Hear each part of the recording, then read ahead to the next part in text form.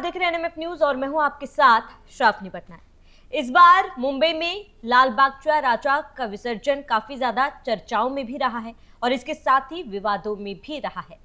कहा जा रहा है कि सालों से सदियों से जो परंपरा चलती आ रही है, इस बार विसर्जन के समय उन परंपराओं का उल्लंघन किया गया। जो नीति नियम बनाए जा रहे उन तमाम नीति नियमों का भी उल्लंघन किया गया है, जिसके वजह से लोग नाराज हैं, गणपति जी के तमाम भक्त नाराज हैं और इसी को लेकर सोशल मीडिया में भी चर्चा छिड़ी हुई है। लगातार ये कहा जा रहा है कि पिछले दशकों से करीब 20 घंटे लगते हैं लाल बागचा राजा का विसर्जन करने में।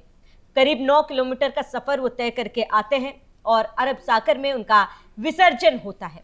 लेकिन इस बार इस पूरे प्रोसेस में करीब 36 घंटे लग गए।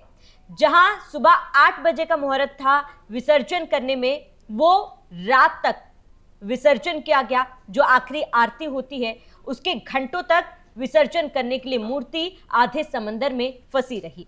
इसके बाद से श्रद्धालुओं में नाराजगी है और इसके साथ ही कहा जा रहा है कि तमाम जो नियम इतने सालों से फॉलो करते आ रहे हैं, इस बार उसका उल्लंघन किया गया और यही एक मुख्य कारण है जिसके वजह से अब ये कहा जा रहा है कि लाल बागचा राजा नाराज है और तमाम जो कमेटी है, पदाधिकारी है, पंडाल की जो कमेटी है, उनके तरफ से जो उल्लंघन किया गया उसको लेकर नाराजगी भगवान ने जाहिर की है। लेकिन इसके पीछे सच्चाई क्या है वो हम आपको बताएंगे। लेकिन सबसे पहले आपको बताते हैं सोशल मीडिया में क्यों इसको लेकर लगातार सवाल उठ रहे हैं और सोशल मीडिया में लोगों की तरफ से क्या कहा जा रहा है।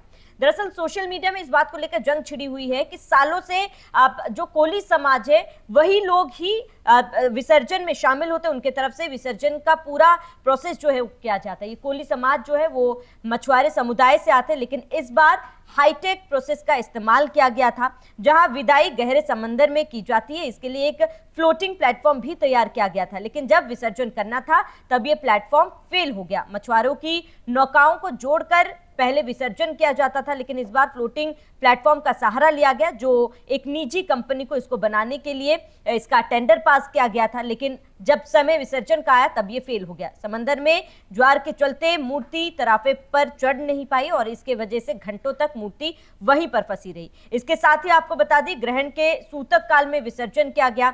जो भी तमाम पंडित है उनका ये कहना है कि सूतक काल में विसर्जन नहीं करना चाहिए, लेकिन विसर्जन में इतनी देरी हुई कि ग्रहण काल सूतक शुरू हो चुका था। उसके बाद मूर्ति का विसर्जन किया गया, जो शुभ संकेत नहीं है, यानी कि गलत वक्त पर विसर्जन किया गया।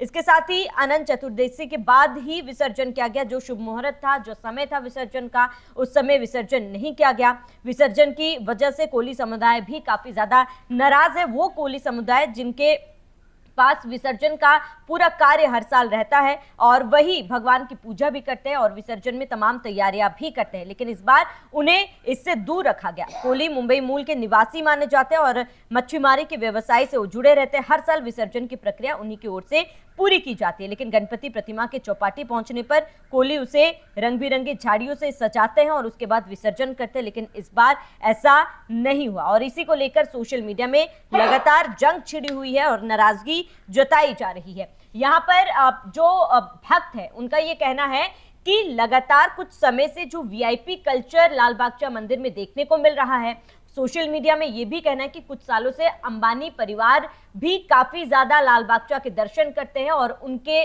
चलते वीआईपी कल्चर्स काफी ज्यादा बढ़ गया है। और इसी वजह से जिस तरीके से वीआईपी कल्चर्स के कारण जो श्रद्धालुओं के साथ दुर्व्यवहार किया जाता है, कई तस्वीरें बीते दिनों हमने देखा था, पिछले साल भी देखा था कि वीआईपी कल्चर की वजह से एक तरफ जहां जो वीआईपी लोग हैं उनको काफी ज्यादा आराम से दर्शन के लिए ले जाया जाता है और काफी समय तक उन्हें समय मिलता है दर्शन करने के लिए, वहीं दूसरी तरफ जो आम श्रद्धालु होते हैं उन्हें तमाम भीड़ का सामना तो करना पड़ता है, लेकिन उन्हें दर्शन करना तक भी मुनासिब नहीं होता। और जो भी श्रद्धालु वहां पर पहुंच के दर्शन करता है तो उन्हें चंद सेकंडों में वहां से धक्का मार के पीछे हटा दिया जाता है या फिर वहां से भगा दिया जाता है, जिसको लेकर सोशल मीडिया में बहस भी छिड़ी हुई थी और इस बार इसी मुद्दे को उठाया गया।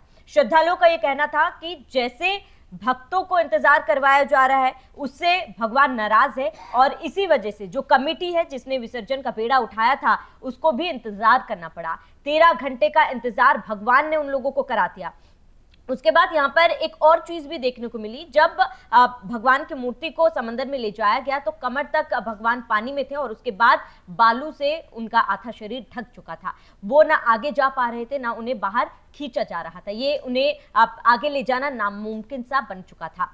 हालांकि वहां पर लगातार हाई टाइड्स के वजह से ये परेशानी देखने को मिली, जिसके वजह से विसर्जन होना वहां पे संभव नहीं हो पा रहा था। लेकिन वहां पर भी भक्तों का ये कहना था कि ये भगवान की नाराजगी है और कहीं ना कहीं कोई तो भूल हुई है, जिसके वजह से विसर्जन इतने सालों से जो परंपरा नहीं टूटी, जो तमाम नियम नहीं टूटे, वो इस बार क्यों टूटा।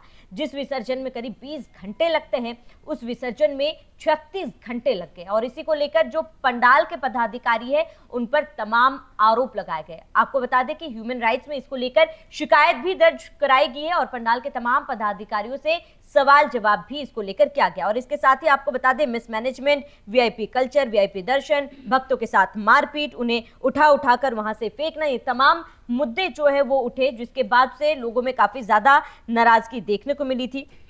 और इसके साथ ही सोशल मीडिया में ये सवाल पूछा गया कि आखिर ये वीआईपी कल्चर जिसका विरोध लगातार किया जा रहा है, जिसका लोग सवाल कर रहे हैं वीआईपी कल्चर को लेकर, और कहीं ना कहीं सरकार भी ये मानती है कि वीआईपी कल्चर नहीं होना चाहिए, उसके बाद भी हर साल ऐसी ही तस्वीरें देखने को मिलती है। लाल बागचा राजा के विसर्जन में आपको बता दें सैकड़ों श्रद्धालु वहां पर जुटते हैं। ना केवल मुंबई से, ना केवल महाराष्ट्र से, दूर दराज से उनके विसर्जन में शामिल होने के लिए उनके श्रद्धालु पहुंचते हैं और हर साल यही तस्वीरें देखने को मिलती है। लेकिन इस साल मिसमैनेजमेंट काफी ज्यादा था। इस साल जो वीआईपी कल्चर है वो काफी ज्यादा देखने को मिला था। आपको बता दें कि विसर्जन के दौरान कुछ एक वीडियो भी काफी ज्यादा वायरल हुआ था, जहां पर एक बेटी के सामने एक पिता को पीटते हुए देखा गया था, जहां कहा जा रहा था कि पंडाल या फिर कमेटी के जो पदाधिकारी थे वही लोग गुंडागर्दी कर रहे थे। इस तरीके से जो श्रद्धालु वहां पर अपना आस्था लेके भगवान तक पहुंच रहे थे, उन्हें हटाया जा रहा था, उन्हें मारपीट के वहां से आप यूं कहें कि फेंका तक जा रहा था। जिसके बाद ये तमाम समय में बदलाव हुआ, विसर्जन समय पे नहीं हो पाया और यही मुख्य कारण कहा जा रहा है कि भगवान नाराज है। और खास तौर पर अंबानी फैमिली की एंट्री से श्रद्धालु काफी ज्यादा नाराज है कि जिस तरीके से उन्हें तवज्जो दी जा रही है, जिस तरीके से वीआईपी कल्चर का वहां पर पालन किया जा रहा है और उसकी तुलना में आम श्रद्धालुओं से जिस तरीके से व्यवहार किया जा रहा है वो गलत है। और कहीं ना कहीं इसी का प्रकोप, इसी का परिणाम ये देखने को मिला कि जो परंपरा सदियों से नहीं टूटी थी, जो नियम सालों से नहीं टूटे थे, जो तमाम चीजें आसानी से हो जा रही थी, उन नियमों का उल्लंघन किया गया है। और इसके वजह से लाल बागचा राजा नाराज थे उन कमेटी वालों से। और आपको बता दें उस समय जो तमाम कमेटी वाले पंडाल के पदाधिकारी थे, हाथ जोड़ते हुए भी भगवान के सामने नजर आए थे। उन्होंने ये भी माफी मांगी कि कोई भूल चूक हो तो माफ कर दिया जाए। फिलहाल आप जो भी प्रतिक्रिया सामने आए, कमेटी वालों की तरफ से ये कहा गया कि जिस दौरान विसर्जन किया जा रहा था उस दौरान लगातार बारिश हो रही थी और इसके साथ ही समंदर में हाई टाइड्स देखने को मिले थे, इसी वजह से विसर्जन करने में मुश्किलें सामने आई थी। बहरहाल ये आस्था का विषय है और ऐसे में आपका क्या कहना है, वीआईपी कल्चर पर आपका क्या कहना है? जिस तरीके से अक्सर हर साल वीआईपी कल्चर की तस्वीरें देखने को मिलती है और जो ज्यादातर इस साल देखने को मिली है, उस पर आपका क्या कहना है? क्या नियम बनाने चाहिए, क्या स्टैंड होना चाहिए, वो हमें कमेंट कर जरूर बताएं। साथ या बने रहिए एनएमएफ न्यूज के साथ।